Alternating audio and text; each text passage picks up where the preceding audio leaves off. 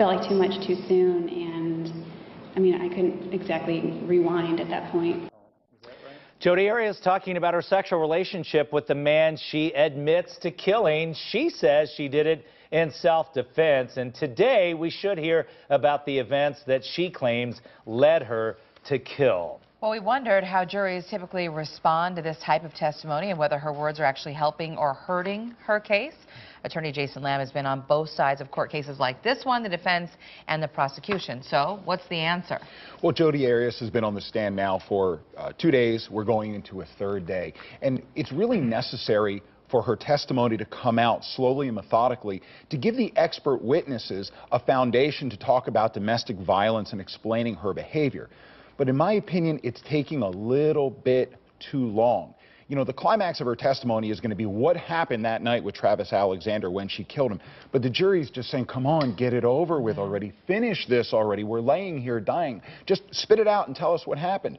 You know, so you got to be careful not to lose the jury in the mix, but it's essential testimony. Yeah, what I'm hearing is that she's blaming everybody for her life. And I mean, does the jury buy that? I mean... Well, you know, it sets up the expert witness that, you know, there's a pattern of abuse, that she gravitated towards men with abusive tendencies, not just physical, but emotional as well. I think, Scott, the tough part is explaining her statements when she told Inside Edition, no jury will ever convict me, and then she said, you know, I was going to commit suicide, so they wouldn't convict me, they wouldn't acquit me, and, you know, and I'm a lawyer, and if I say that's talking out of both sides of your mouth big time, you know, that doesn't hold water. Well, having represented both sides in cases like this, where do you think the jury could stand on this? And I know this is pure speculation, but her body language, the way she looks in court, what do you think? Well, I think you need one juror to tie up the panel to come up with a hung jury. And that's how it works, because a verdict needs to be unanimous, whether it's guilty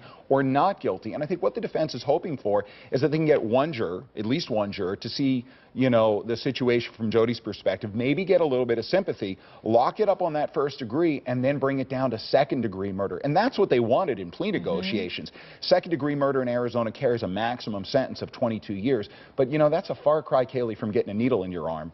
Now, what about the prosecution? Everybody wants to see what happens when they do the cross-examination. How careful does Martinez have to be in, one, not making her just crying constantly up there, and then being too powerful? You know, Juan Martinez is very much an alpha male. You know, I've known him professionally for years, and he does aggressive cross-examinations.